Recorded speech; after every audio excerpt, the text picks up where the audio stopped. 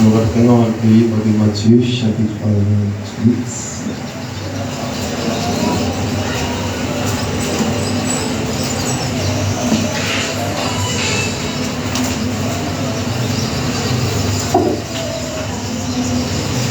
Nous lisons de 1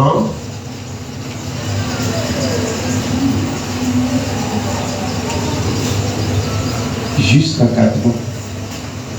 Après les sabbats, à l'aube du premier jour de la semaine, Marie de Magdala et l'autre Marie allèrent voir le sépulcre. Et voici, il y eut un grand tremblement de terre, car un ange du Seigneur descendu du ciel vint rouler la pierre et s'assit dessus. Son aspect était comme l'éclair et son vêtement blanc comme la neige. Les gardes tremblèrent de peur et devinrent comme des morts. Voilà, nous habitués à beaucoup lire, c'est important. Nous prenons directement Jean, chapitre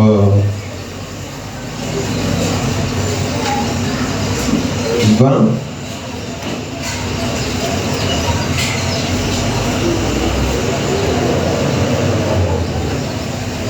Nous lisons simplement 11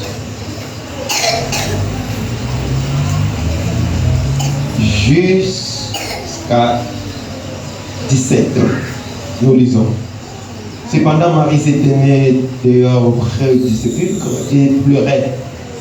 Comme elle pleurait, elle se baissa pour regarder dans le sépulcre et elle vit deux anges vêtus de blanc assis à la place où avait été couché le corps de Jésus, l'un à la tête et l'autre aux pieds. Ils lui dirent: Femme, pourquoi pleures-tu? Elle leur répondit: Parce qu'ils ont enlevé mon Seigneur et je ne sais où ils l'ont mis. En disant cela, elle se retourna et elle vit Jésus debout. Mais elle ne savait pas que c'était Jésus. Jésus lui dit: Femme, pourquoi pleures-tu? Pas seulement pourquoi pleures-tu, comme les anges ont posé la question. Jésus ajoute: Qui cherches-tu? Elle pensait que c'était le jardinier. Lui dit: Seigneur, si c'est toi qui l'as emporté, dis-moi où tu l'as mis, je le prendrai. La femme a été courageuse. Donc on devrait aller chercher là où on a mis le corps de Jésus pour prendre ça. Il allait chercher les porteurs au corps. Jésus lui dit: Marie. Elle se retourna et lui dit en hébreu: Rabouni, c'est-à-dire maître. Jésus lui dit: Ne me touche pas, car je ne suis pas encore monté vers mon Père. Mais va trouver mes frères et dis-leur que je monte vers mon Père et votre Père, vers mon Dieu et votre Dieu. Amen. On s'arrête là, vous pouvez vous asseoir. Nous prenons Genèse chapitre 46.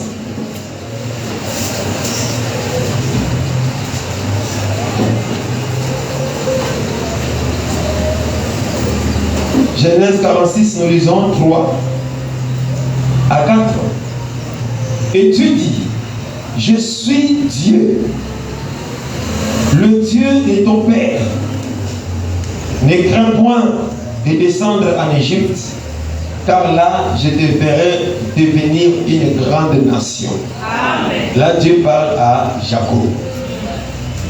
Moi-même je descendrai avec toi en Égypte, et moi-même je t'en ferai remonter.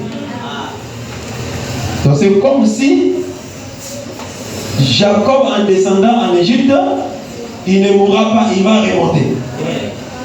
Vous voyez? Moi-même je descendrai avec toi en Égypte, et moi-même je t'en ferai remonter. Et Joseph te fermera les yeux. Mais en descendant en Égypte, il dit: je ferai je te ferai devenir une grande nation en Égypte. Après, je viendrai te remonter de là. Que Dieu vous bénisse. C'est les Écritures. Nous prenons Psaume chapitre 144. Psaume 144 au 6e verset. Psaume 144, 6. Fais briller les éclairs et disperse mes ennemis. Lance les flèches et mets-les en déroute. Que Dieu vous bénisse. Est-ce qu'on peut encore acclamer pour la gloire de Dieu? Acclamons très fort. Il est merveilleux. Voilà, que le Seigneur vous soit favorable. Amen. Que Dieu vous soit favorable. Amen. Nous sommes encore une fois de plus très contents de nous retrouver devant le Seigneur pour les questions des frères. Je ne sais pas, peut-être si il y avait une petite compréhension. Je reprends les livres des Galates 4 et puis nous allons entrer dans notre enseignement. Galates 4. Là où nous avions dit qu'on devait commencer, je prends 22. Car il est écrit qu'Abraham eut des fils, et un de la femme esclave, c'est-à-dire Agar, et l'un de la femme libre, c'est-à-dire Sarah. Mais celui de l'esclave naquit selon la chair, et celui de la femme libre naquit en vertu de la promesse. C'est-à-dire que Isaac, c'est le fils de la promesse ou de la lumière, mais Ismaël, c'est le fils de la chair, fils de Agar. D'accord? Agar était égyptienne. Vous voyez? On peut dire que Ismaël, c'est l'Égyptien. Mais notre frère Isaac, c'est un hébreu. Donc ici, il y a l'Égyptien et l'hébreu. Remarquez même dans l'Exode, quand le frère Moïse devient grand, il va aller trouver un hébreu qui était en bagarre avec un Égyptien. Mais la Bible dit que l'Égyptien tapait l'hébreu. N'est-ce pas? C'est alors que Moïse va défendre l'hébreu pour, n'est-ce pas, tuer l'Égyptien. C'est le même combat qui va encore se reprendre. Parce que Dieu parle d'une seule chose plusieurs fois et à plusieurs reprises. Mais comprenez que quand on parle de l'hébreu qui est combattu par l'Égyptien, c'est juste la chair qui combat le spirituel. Parce que la chair nous combattra toujours. Raison pour laquelle quand Paul prêche dans Galates chapitre 5, à partir de 15 jusqu'à 17, il dit que la chair a des désirs opposés à ceux de l'esprit. Ils sont opposés, ils se battent à tout moment. Et le combat là, c'est un combat perpétuel. Quand tu reçois la parole, la chair voudra toujours combattre la parole en toi. Il y a une guerre entre la chair et le Saint-Esprit qui est en toi. Or, la chair peut aussi représenter Ismaël. Mais l'esprit peut aussi représenter Isaac. Les deux doivent toujours se battre. Mais pour ces cas, Ismaël doit être chassé pour que Isaac règne. Isaac qui est le spirituel, c'est la promesse de Dieu, c'est celui qui est spirituel. Voici Dieu plus spirituel, tout ce que Ismaël en toi doit fuir. C'est-à-dire que la nature égyptienne, parce que Ismaël c'est le produit de l'Égypte, c'est-à-dire Agar. Est-ce que vous comprenez? Et si nous lisons, nous descendons dans la lecture, remarquez que le frère Paul démontre que ces deux femmes sont des alliances, des montagnes, mais celle de l'esclave naquit selon la chair, voilà, c'est déjà vu ça. Ces faits ont une valeur allégorique, car ces deux femmes sont des alliances, l'une des monts Sinaï, affronta pour la servitude, c'est Agar. C'est Agar, c'est le mont Sinaï en Arabie, Et elle représente spirituellement Jérusalem actuelle qui est dans la servitude avec ses enfants. Vous voyez, on dit que Agar, c'est le mont Sinaï en Arabie. En d'autres termes, Agar, c'est l'Arabie. C'est là où je dirais que Ismaël, ce sont les Arabes. Mais dans le langage spirituel, on dit que c'est celui qui est à la servitude avec ses enfants. On représente ça comme maintenant Israël. Est-ce que vous comprenez? Mais dans l'écriture, quand on dit l'Arabie, dans la connaissance, on voit aussi le peuple arabe. Remarquez que c'est le peuple arabe, dans ces peuples arabes où il y a plus la religion islamique. Et c'est cette religion qui combattait les chrétiens de l'autre foi. Les Israélites plutôt, les Israélites là, Ismaélites, c'est-à-dire que les musulmans, c'est eux qui sacrifient même les chrétiens de l'autre foi. Lisez l'histoire, dans la connaissance, dans l'histoire. Vous priez quelque part, ils viennent, ils détruisent les temps. Ils viennent, ils mettent le feu. Donc, elles venaient vraiment comme Ismaël contre Isaac, veut dire que les chrétiens. Là, c'est dans la connaissance. Mais comme nous montons dans l'essence spirituelle, c'est là où maintenant Agar devient comme Israël, mais Isaac, c'est nous. Est-ce que vous voyez? Mais structurellement, bien aimé, les Arabes, c'est d'eux que sont sortis les musulmans. Et remarquez la rivalité entre le christianisme et l'islam. Vous ne remarquez pas ça? Oui. Dans la connaissance, c'est là que s'explique. Donc j'avais pris un exemple là-bas pour démontrer que la rivalité est partie d'Isaac et Ismaël, seulement parce que l'un était produit de la chair, l'autre est produit de la spiritualité. Et nous avions ramené ça dans notre chair. En dehors de notre chair, physiquement, culturellement, nous voyons aussi qu'il y a des religions qui se battent. Est-ce que vous voyez? Je peux aussi dire toute fausse religion qui combat l'évangile de la vérité, c'est Ismaël.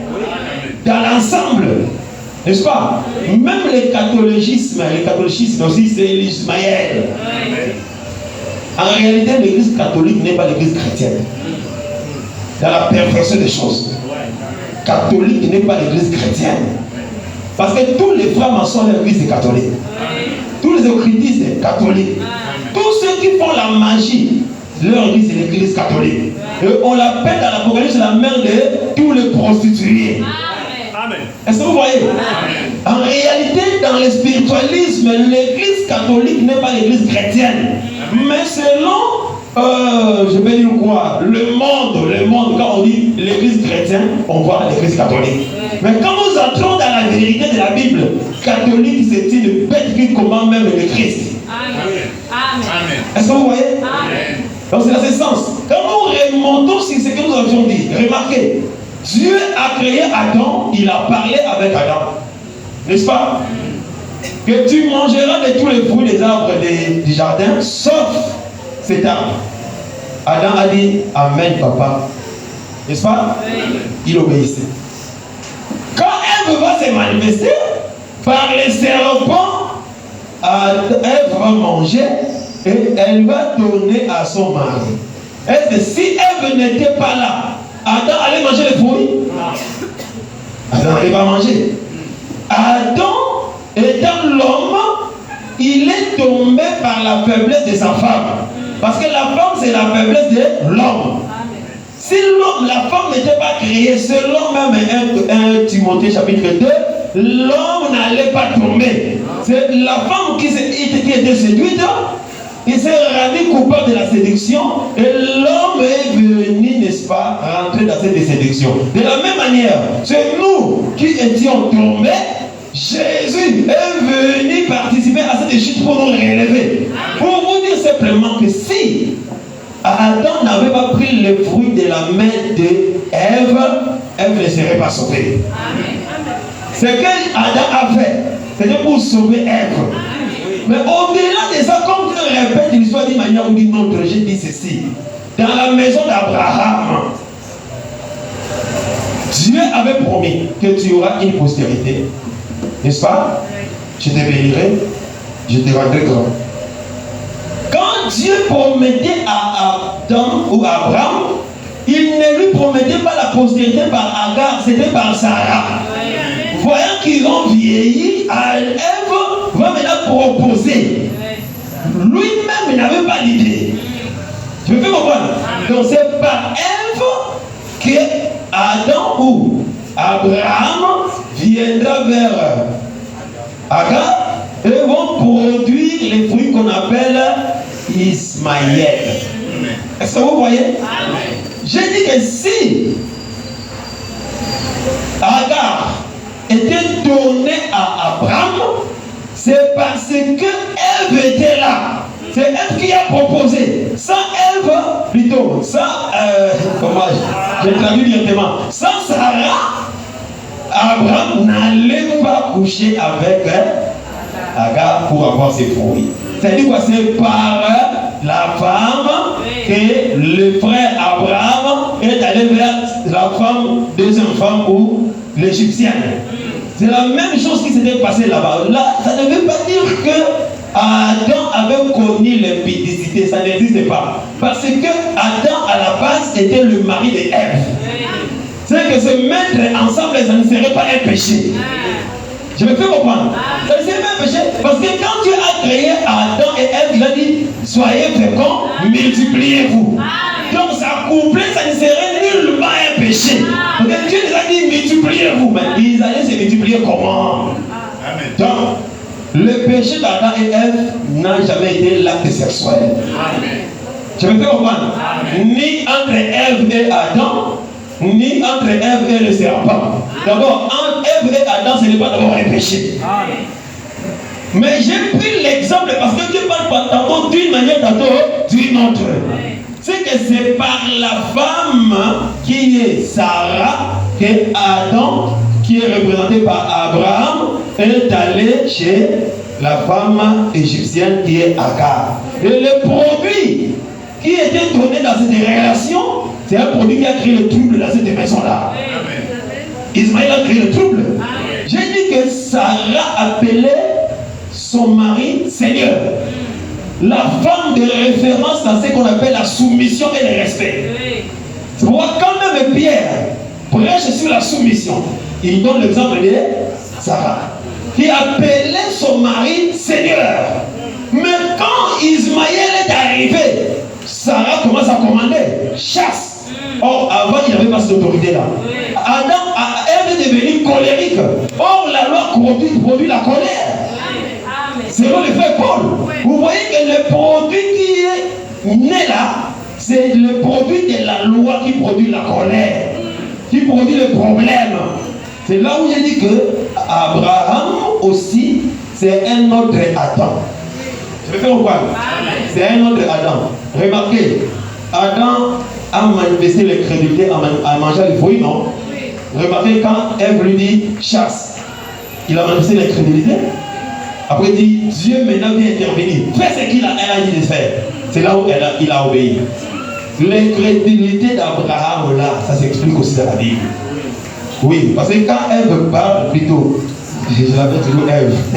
Quand Sarah parle, c'est tout un enseignement. Oui, mais cet enseignement n'est pas bien reçu par Abraham. Mais Dieu va intervenir pour qu'Abraham croie. Ça, c'est un enseignement. Au jour du Seigneur, que Dieu vous bénisse. Amen. Que Dieu vous bénisse. Amen. Alors, bien aimé, aujourd'hui, hier nous avions touché le problème du premier jour lié au 4e jour, veut dire que le premier jour de la création dans la résurrection et le 4e jour dans la résurrection. Parce que Christ est ressuscité le premier jour, n'est-ce pas? Le premier jour, Dieu créa la lumière. Et dans Marc 1, dans Marc 16, 1 à 2, on a vu que le soleil venait de s'élever, les femmes arrivent, elles ont trouvé le tombeau vide. C'est que quand Christ ressuscite, on voit la levée du soleil. Ça, c'est l'œuvre du 4e jour. Or, le 4e jour, c'est juste le corps du premier jour. Est-ce que vous voyez? C'est pourquoi nous avions lié ça. Parce que le 4e jour, Dieu créa la lune, les étoiles et le soleil. Tout ça, ce sont des corps qui portent les lumières. C'est là où on dit que Dieu plaça les luminaires au ciel. Et le but des luminaires, c'est de marquer les époques, le temps et les saisons. C'est pourquoi quand le soleil s'élève, il doit te faire entrer dans une nouvelle saison de ta vie.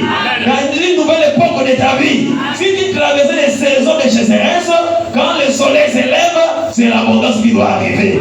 Si tu traversais les saisons de l'iniquité, quand le soleil s'élève, c'est la pureté, la sainteté qui doit se manifester.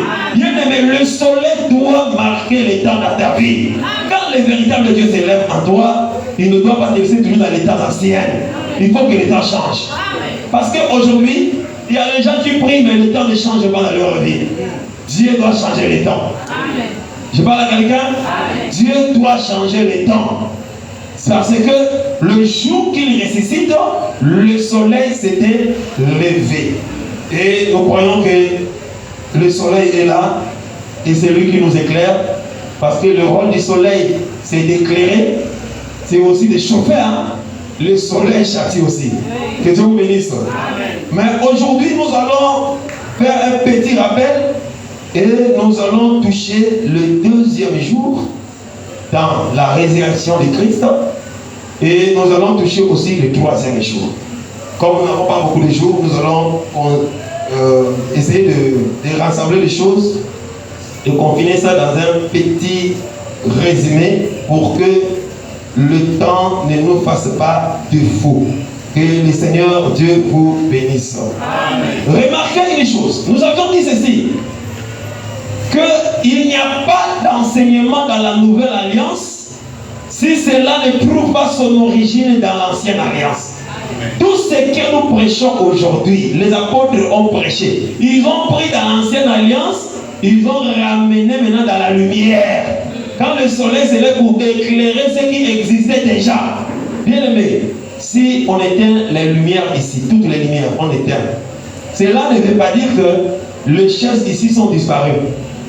C'est les yeux qui sembleront voir qu'il n'y a rien. Mais essaie de marcher, tu vas te heurter contre les choses. C'est-à-dire qu'il y a le matériel qui sont là, mais comme il n'y a pas la lumière, tu ne vois pas. C'est que quand la lumière vient, la lumière ne crée pas. La lumière vient dévoiler ce qui existait déjà. Oui. Je me fais comprendre.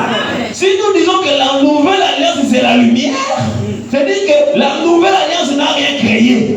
La nouvelle alliance vient mettre à la lumière les actes des apôtres, des prophètes, les sacerdoces lévitiques, tout ce que les prophètes ont fait.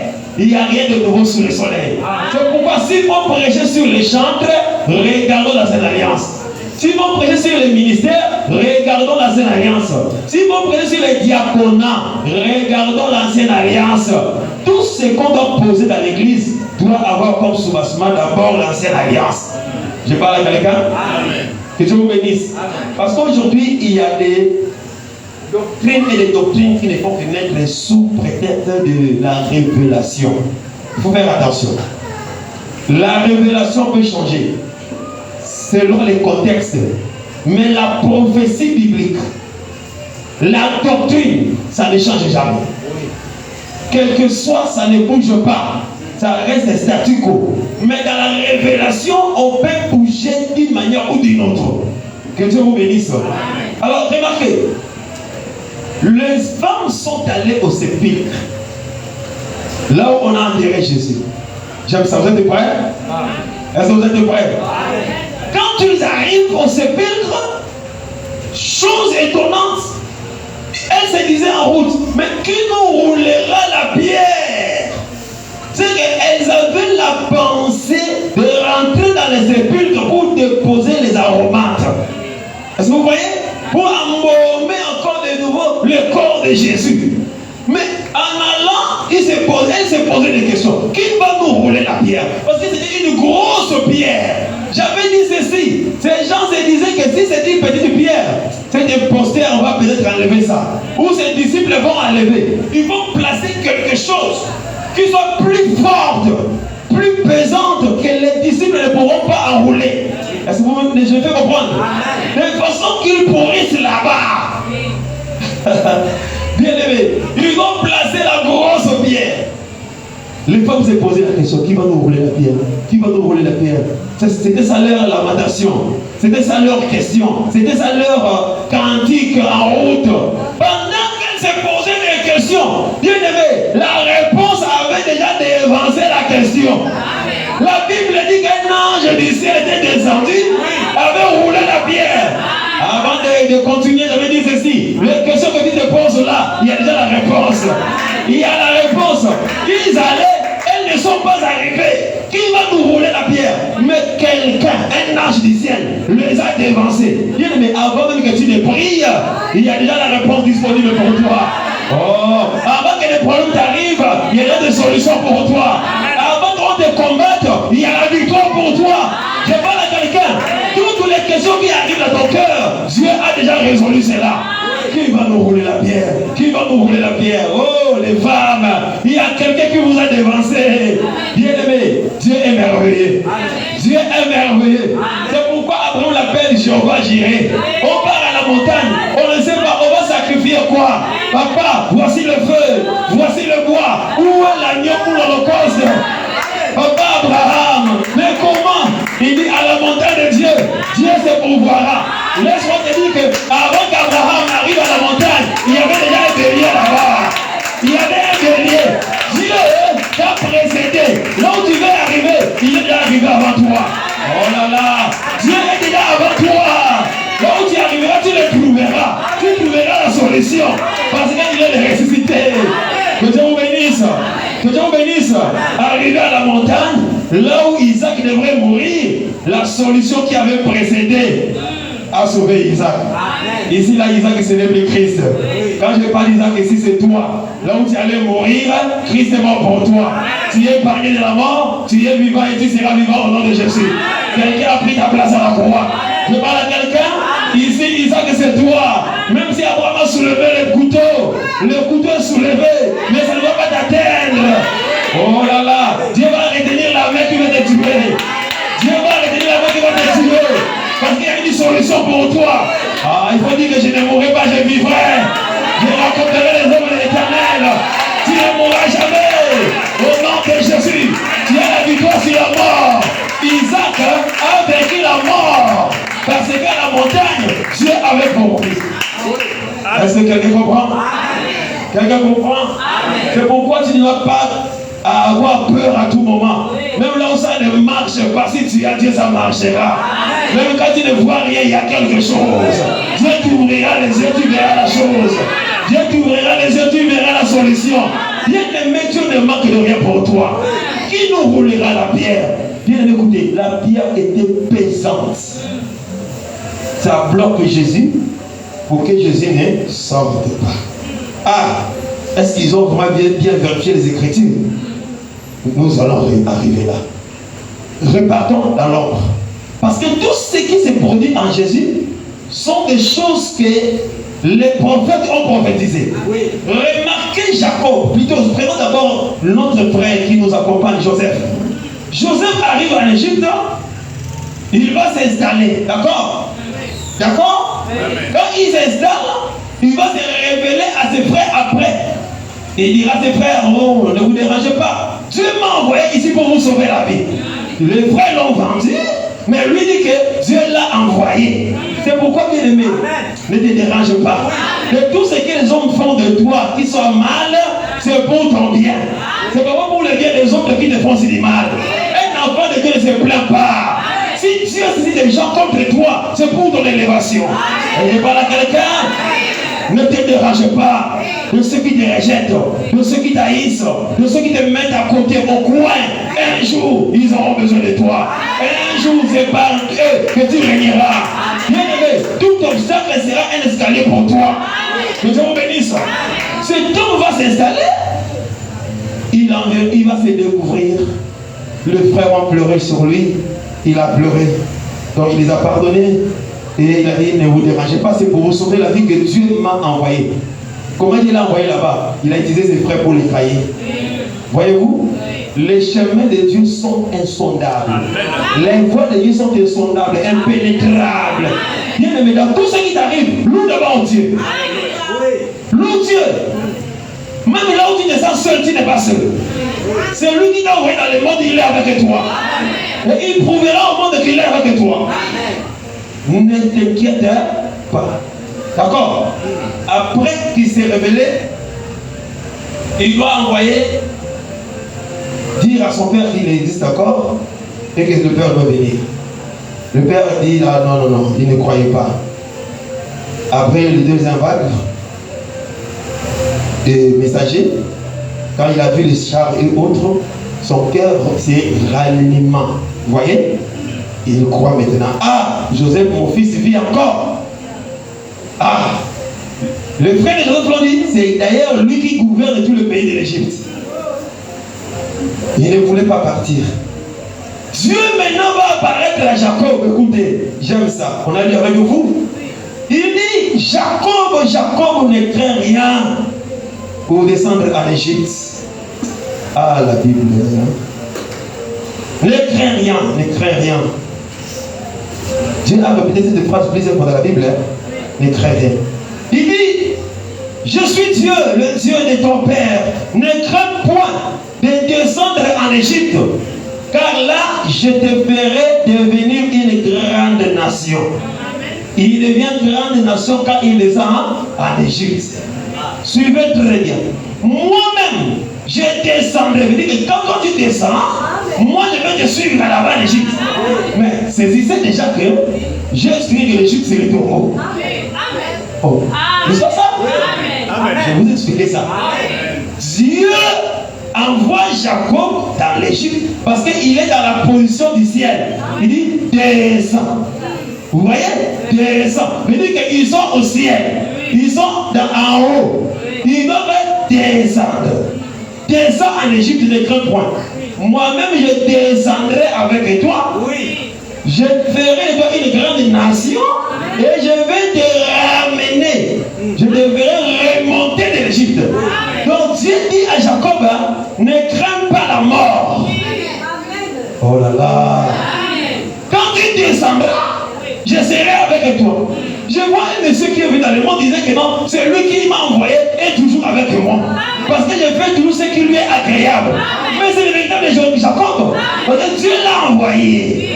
Le jour-là, quand il a vu la coupe, il ne voulait pas. Il ne voulait pas. Il ne voulait pas. Après, il dit bon, que ta volonté soit faite. Vous ne voulez pas. Donc Jacob ne voulait pas. Mais Dieu lui dit, allez, je serai avec toi. Je vais dire ceci, quand Jacob accepte en descendant en Égypte, c'était sa mort. Mais tu l'avais promis que je vais te remonter. Mais quand je te remonterai, tu seras un grand peuple. D'accord? C'est que pour que Jacob se multiplie, il doit accepter d'aller en Égypte. Vous voyez déjà, non? Amen. Pour que Jacob se multiplie, il doit descendre dans la région supérieure de la terre. C'est ça, Jean 12. N'est-ce pas? Les Grecs sont venus chercher Jésus. N'est-ce pas? Jean 12, 23 à 24. Quand Philippe va rapporter la parole, écoute Jésus. Je vous dis en vérité. On peut nous lire ça là-bas? Le passé va nous lire ça. C'est très important. Écoutez la réponse de Jésus. Parce que tout ce que nous prêchons dans la réalité trouve l'origine là-bas. C'est ça la force de l'évangile éternel. Jean 12. Jean chapitre 12, versets 23 à 24, j'ai lu au nom de Jésus-Christ. Oui. Jésus leur répondit, l'heure est venue où le Fils de l'homme doit être glorifié. En vérité, je vous le dis, si le grain de bleu qui est tombé en terre ne meurt, il reste seul.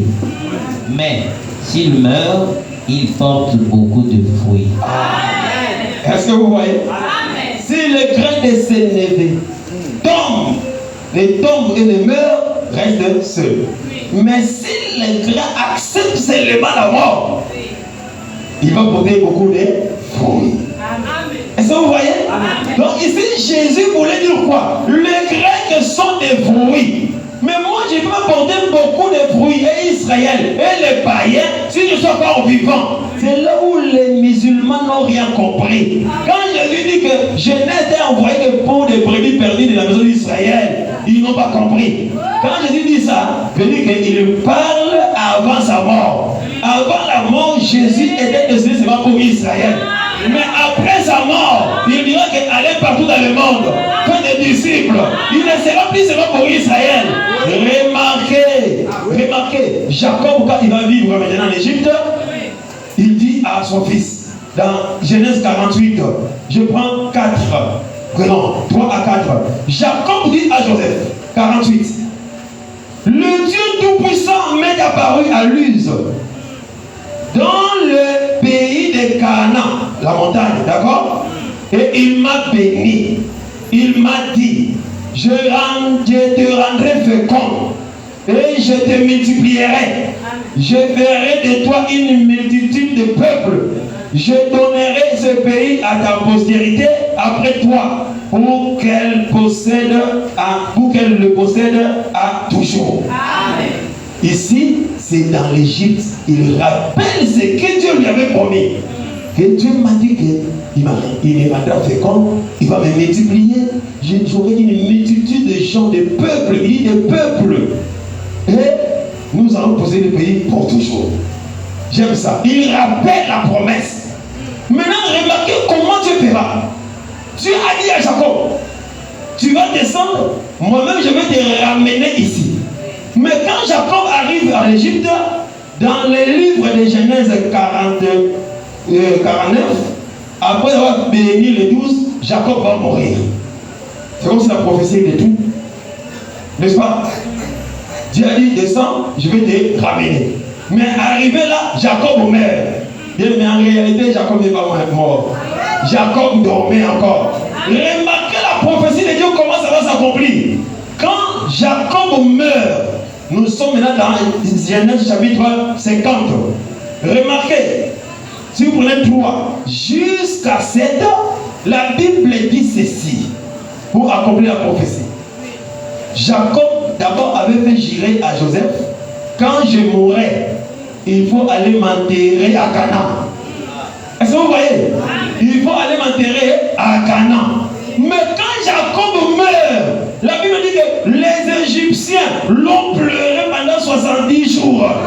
La Bible dit qu'au jour du départ, les Égyptiens, les gens qui travaillent chez Pharaon, tous se sont mis ensemble avec les enfants d'Israël, ils sont sortis de l'Égypte. Est-ce que vous voyez? Lisez jusqu'à 7. C'est que, je vais dire quoi? Dieu a accompli la parole. Jacob est descendu par l'Égypte. Dieu lui donne un autre peuple. Même les serviteurs de Pharaon qui ne pouvaient pas aller à Canaan, par la mort de Joseph, ils ont voyagé jusqu'à Canaan. C'est que la mort et la résurrection, sortie c'est la résurrection. Quand on part enterrer Jacob, c'est que Jacob sort du tombeau qui est l'Égypte. Mais le jour de la sortie, comme Jésus, le corps doit ressortir de sépulcre aussi. Est-ce que vous voyez cela? Mais vous allez remarquer qu'ici, même les serviteurs de Pharaon sont sortis.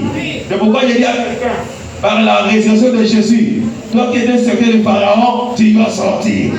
Parce que nous servions Pharaon autrefois. Nous n'étions pas le peuple de Dieu. Mais par la mort et la résurrection, nous sommes collés à Jacob, nous sommes sortis ensemble. Donc aujourd'hui, nous sommes appelés peuple de Dieu parce que Dieu a accepté la mort et la résurrection. Que Dieu vous bénisse. Que Dieu vous bénisse. Mais remarquez maintenant, la Bible dit, la grosse pierre qui était sur l'ouverture avait été roulée par un ange. Ça, c'est quand même curieux. Pourquoi on a mis la pierre? C'était pour bloquer Jésus de ne pas sortir. Je vais dire que cette pierre était toute une clé. D'accord? En même temps, une porte qu'on a scellée, on a bloqué, que personne ne pouvait avoir droit d'enlever. Je peux dire que c'était la clé ou la porte de séjour de mort. Est-ce que vous comprenez? Amen. Maintenant, la Bible dit que c'est un ange qui est descendu du ciel. Son aspect était comme l'éclair Et il avait des vêtements blancs comme neige. C'est les deux choses que nous allons exploiter. Ça ne finit pas là. Quand les femmes sont arrivées, les anges lui ont posé la question. Pourquoi pleures-tu? Oh non, je cherche notre Seigneur. On ne sait pas là où on l'a mis. Du coup, elle va retourner comme ça. Elle va voir Jésus. Pourquoi pleures-tu? Et qui cherches-tu? Non, je cherche mon Seigneur. On a levé mon corps. Si c'est toi, elle dit à Jésus, hein, si c'est toi qui as levé le corps de mon Seigneur, montre-moi là où tu l'as mis, je vais aller prendre ça.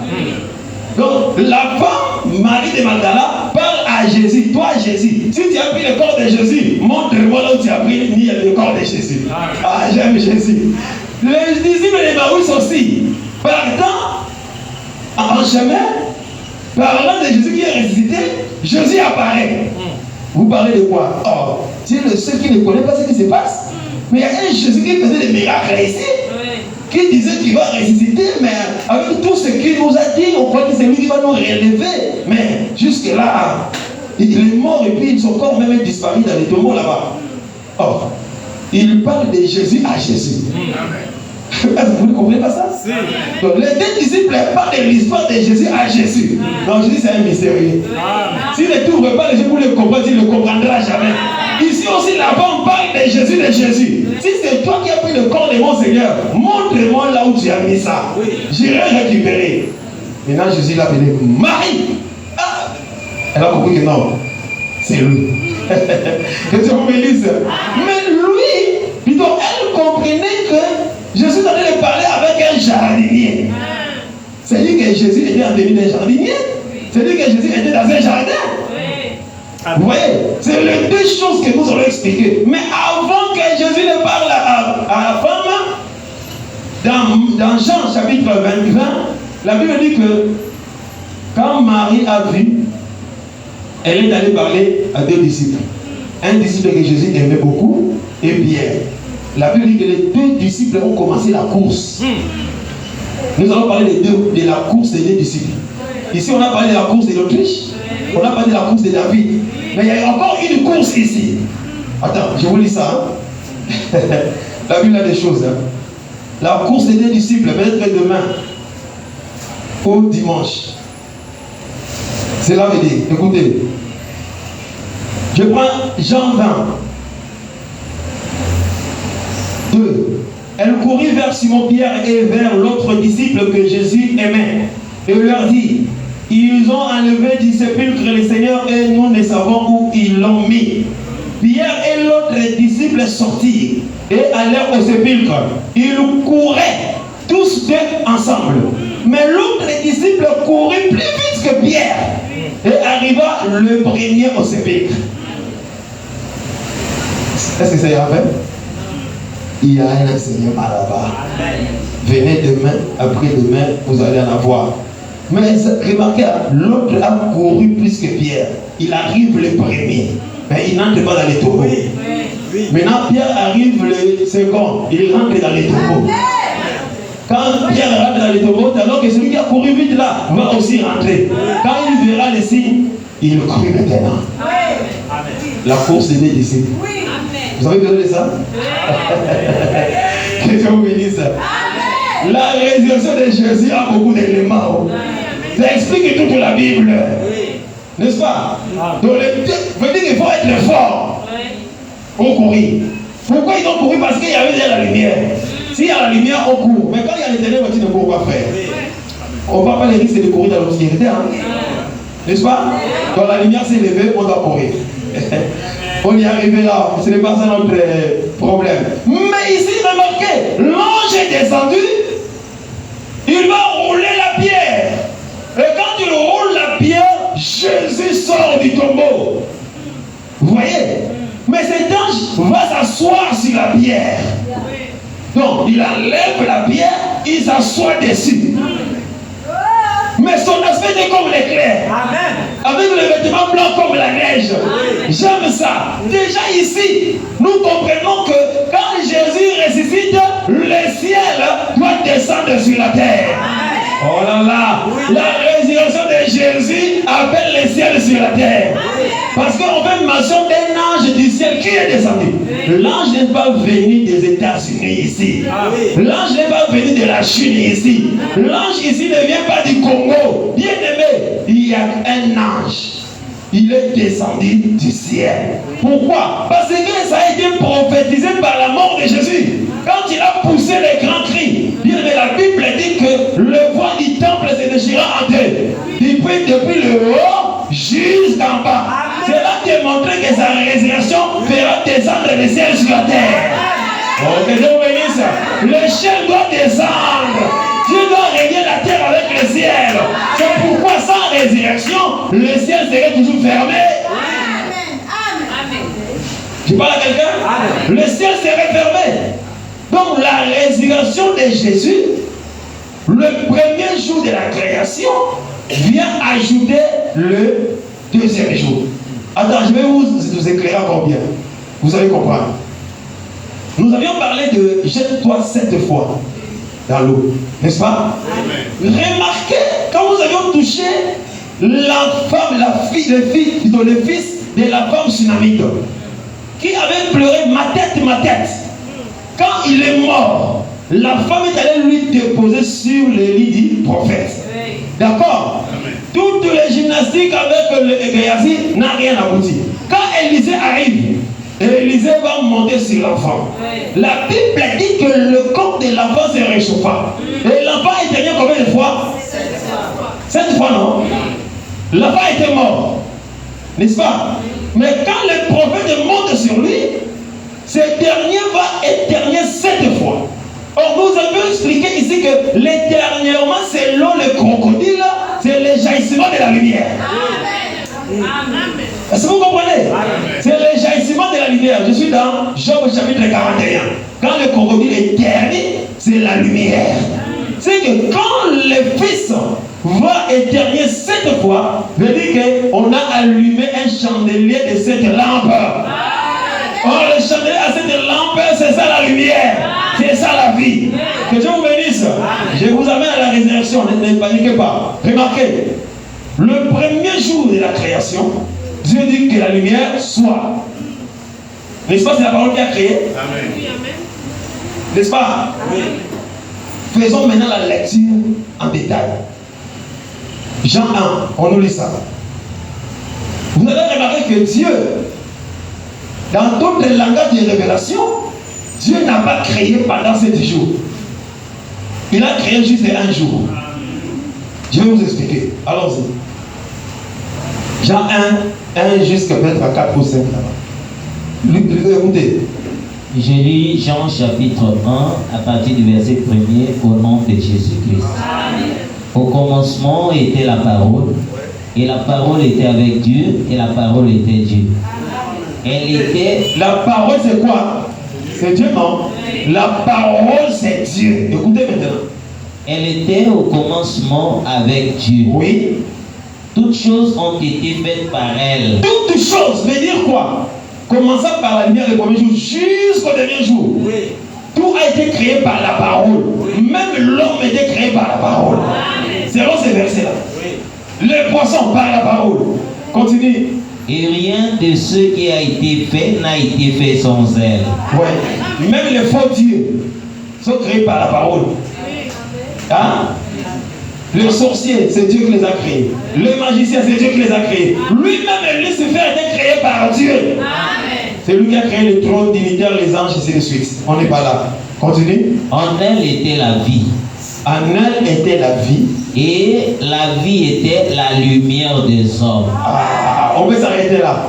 En elle veut dire que dans la parole, écoutez, dans la parole, parole égale vie. D'accord? Et cette vie, on dit que c'est égal la lumière. La lumière du monde. Donc la parole égale vie. Et cette vie, c'est la lumière. Je vais faire un point ici. Remarquez, l'enfant va éternuer 7 fois. Pourquoi il a éternué 7 fois? Signe que je suis ressuscité. Le 7 éternuement veut dire que je suis ressuscité. Est-ce que vous voyez? Or, nous disons que que la lumière, la parole, c'est la lumière. La lumière, c'est la vie. C'est que quand Dieu a dit que la lumière soit, en réalité, Dieu est venu dévoiler tout ce qui était dans ses pensées. Est-ce que vous voyez? C'est que ce soit la terre, les arbres, les animaux, tout ça était dans la pensée de Dieu. Mais il faudrait que la lumière arrive pour mettre au clair tout ce qui était caché dans les ténèbres. Donc toute la création était enfouie dans les ténèbres. C'est pourquoi vous allez remarquer, vous me donnerez raison. Au début, la Bible dit quoi? Dieu créa le ciel et la terre. On explique maintenant. La terre était informe et vide, l'esprit de Dieu se mouvait au-dessus des eaux. Il y avait les ténèbres à la surface de la Bible. Et ceux qui sont au ciel là-bas comme créatures, et ceux qui sont en bas, tous étaient dans les eaux. Or, dans les eaux, il y avait les ténèbres. Mais quand Dieu dit la lumière soit, il fallait que cette lumière vienne découvrir tout ce qui est la création. C'est la lumière qui vient mettre à nu toute la création. C'est pourquoi quand Jésus ressuscite, le premier jour comme la lumière, veut dire que ça va mettre à la lumière toute la création. C'est là où toute la création se remarque ou se voit, se conjugue dans la résurrection de Jésus-Christ. Parce que ça veut dire que Jésus ressuscité veut dire que la lumière soit. Or, si la lumière est manifestée, toute la suite doit se manifester aussi. C'est pourquoi après la lumière, on voit le ciel descendre. Vous voyez? Un ange est descendu. Cet ange va s'asseoir sur la grosse pierre qu'il avait roulée. Pour dire que toi, qui avais le pouvoir de retenir, moi je t'enlève, je m'assois sur toi. C'est-à-dire que je te domine. Donc il y a quelqu'un qui a le pouvoir sur la clé et les portes de ce jour de mort. Celui-là est venu du ciel. Ce n'est pas un homme terrestre, mais son aspect est comme l'éclair. Vous voyez? Comme l'éclair. Remarquez. Là nous avions lu dans les livres de psaumes. Le prophète est en train de chanter. Il va dire quoi? C'est le psaume de David. Il dit, fais briller les éclairs. D'accord? Fais briller les éclairs et disperse mes ennemis. Or, l'ange qui est descendu avait l'aspect de l'éclair. L'éclair ne sort pas de la terre. C'est vraiment pour laquelle on dit qu'il est sorti du ciel. Quand nous allons progresser, les éclairs, les tonnerres, ce sont des signes précurseurs de la pluie qui doit tomber. Vous voyez? Mais ici, nous ne sommes pas dans ce contexte-là. Ici, on dit, fais briller les éclairs et disperse mes ennemis. Il reprend ça d'une autre forme. Lance tes flèches et mets-le en déroute. Que Dieu vous bénisse. Qu'est-ce que je veux dire? Quand l'ange est descendu comme l'éclair, il est venu disperser les ennemis. Donc quand le ciel descend sur la terre, les ennemis doivent prendre fuite au nom de Jésus. Je veux dire quoi? Quand Jésus ressuscite, l'ange descend, le ciel descend, c'est pour que tu sois délivré. C'est pour que les ennemis soient dispersés. C'est pourquoi quelqu'un qui croit à la résurrection, quelqu'un à qui la vie de la résurrection existe, les ennemis ne peuvent pas lui résister. Parce que l'ange qui est le ciel qui est descendu a l'aspect de l'éclair. Non, pas seulement l'aspect de l'éclair, il a aussi les vêtements blancs comme neige. Cela veut dire quoi? Quand il arrive, il doit te délivrer et il doit te sanctifier. Il doit te purifier. Parce que le blanc comme neige, selon Ésaïe chapitre 1, il dit, même si vos péchés devenaient rouges comme cramoisi, je les ferai devenir blancs que neige. C'est-à-dire que cet ange, il était pur, il était saint, et en même temps, il était puissant pour nous délivrer et accorder le pardon du péché. Est-ce que tu comprends? C'est-à-dire que c'est la résurrection de Christ qui fait toutes ces choses. Parce qu'il faut comprendre ceci. La terre représente aussi la femme, selon Ésaïe chapitre 62. Et si la terre représente la femme, veut dire que le ciel c'est le pou. N'est-ce pas? Et vous remarquerez que la terre dépend totalement du ciel. Si la terre a besoin de l'eau, c'est le ciel qui doit lui donner de l'eau. Bien aimé, on peut avoir nos fleuves, les océans. Mais quand on parle de la sécheresse, c'est par rapport au ciel qui est fermé. Quand la pluie ne tombe pas, on dit c'est bon sèche. Mais les océans sont là. Les fleuves sont là. Donc Dieu ne voit pas l'abondance, ne voit pas de l'eau par rapport aux sources d'eau de la terre. Dieu voit la terre par rapport à sa dépendance au ciel. Or, la résurrection fait que le ciel s'ouvre, fait que le ciel descende. Qu'est-ce que je veux dire? Là où il y avait la sécheresse, à cause de la résurrection, l'abondance doit se manifester. Là où il y avait la pauvreté, la prospérité doit se manifester. Là où il y avait la stérilité, la maternité doit se manifester. C'est ça le ciel qui descend. C'est là où le frère chante dans Psaume 18 qu'il abaissa les cieux, il descendit. Vous voyez, bien aimé, quand le ciel descend, c'est la solution pour la terre. Même quand on sème la sémence aura besoin de la lumière et de la chaleur. Ce ne sont pas vos ampoules qui vont aller chauffer la terre. Non, ce ne sont pas vos lampadaires. Mais c'est le soleil qui doit briller pour que la terre donne aussi la sémence. Donc vous dites que la terre étant la femme dépend totalement du ciel. C'est ça aussi la parole, que tout le besoin de la femme se portera vers son mari. L'homme, c'est celui qui s'occupe de la femme. Donc, après la lumière, le ciel descend pour prendre soin de nous. Mais il est avec l'aspect de l'éclair. Bien aimé, on ne résiste pas l'éclair, hein? N'est-ce pas? Est-ce que vous croyez que Jésus est ressuscité? S'il était resté, veut dire qu'il est cet ange-là qui est comme l'éclair. Et quand l'éclair se manifeste, c'est la panique totale. C'est pourquoi la terre avait tremblé aussi. Nous allons y revenir. Et cet ange-là, il n'y a rien qui ne soit difficile chez lui. Quel que soit le poids de la chose qui pèse sur toi, il va enlever ça. Il a enlevé la grosse pierre. Mais qu'est-ce qui va lui empêcher d'enlever ce qui t'empêche? Ce qui t'empêche d'avancer sera ôté au nom de Jésus. La pierre qui t'empêche de te marier, ça va être ôté au nom de Jésus. La pierre qui t'empêche d'avoir les travaux, ça va être ôté au nom de Jésus. La pierre qui t'empêche d'avoir les enfants sera ôtée au nom de Jésus. Ne te pose plus la question qui me roulera la pierre. Il est présent, il est ressuscité. Parfois tu trouves du boulot, il y a tous les blocages, des freinages. C'est une pierre. Mais il y a l'éclair qui est descendu ce soir. Il y a un ange qui est descendu ce soir, comme l'éclair. Il va disperser tes ennemis au nom de Jésus. Et la voie de la réponse sera libre au nom de Jésus. Quand de lui descend, la pierre doit être roulée. Qui nous roulera la pierre? La réponse est là, il est déjà là. Il est ressuscité. Est-ce que vous comprenez cela? Est-ce que vous comprenez?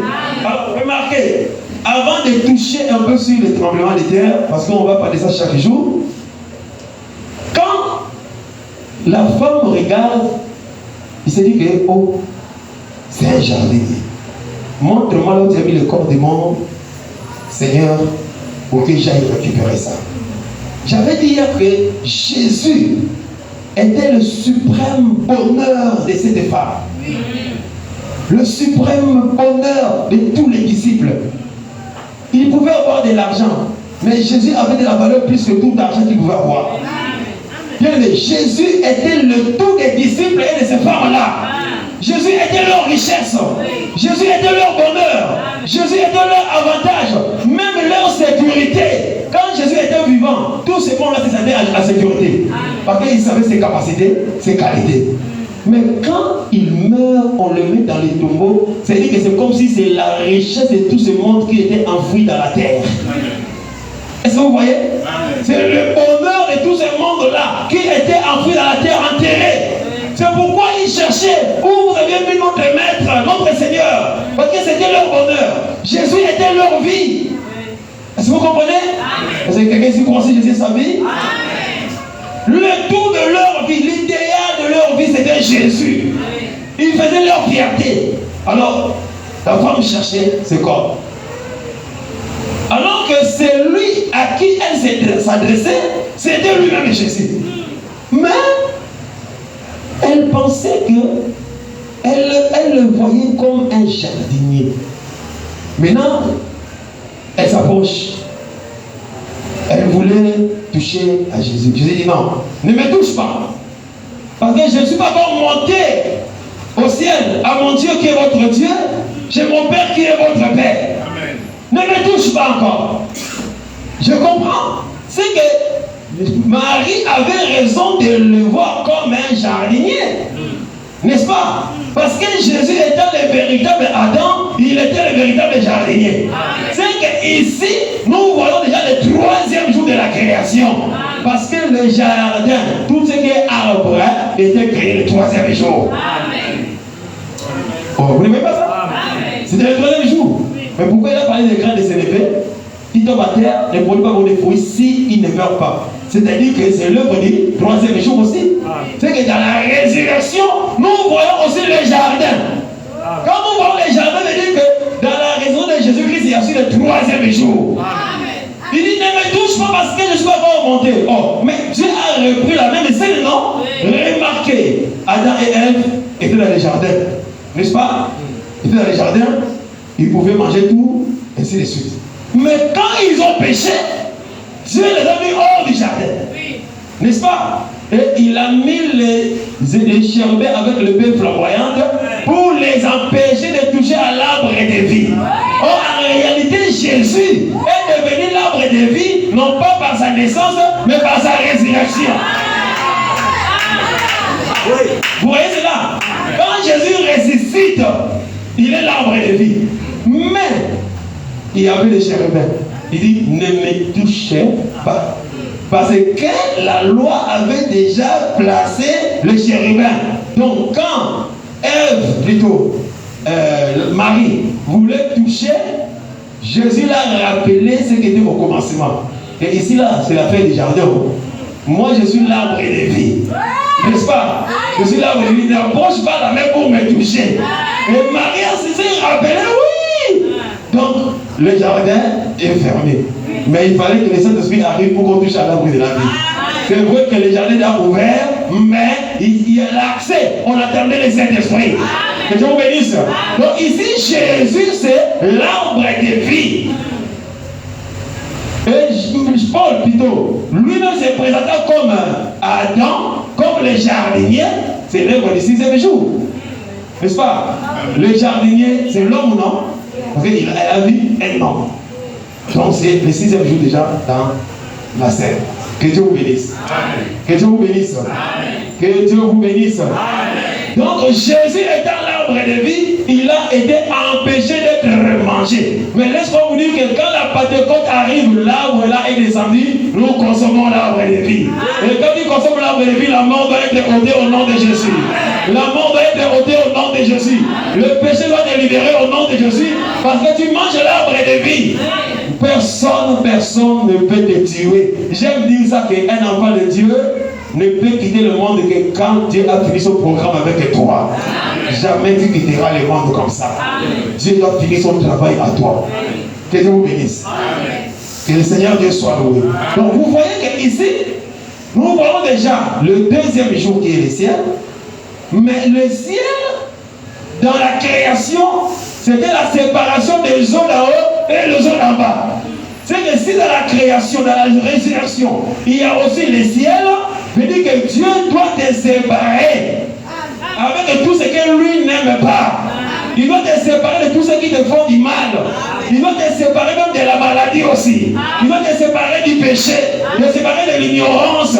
Parce que Dieu doit séparer les eaux d'en haut et les eaux d'en bas. Vous voyez, c'est ça le ciel. Un ange est descendu du ciel. C'est pourquoi il fait encore maçon du ciel. Je ne suis pas encore monté. Donc le ciel est venu vers nous.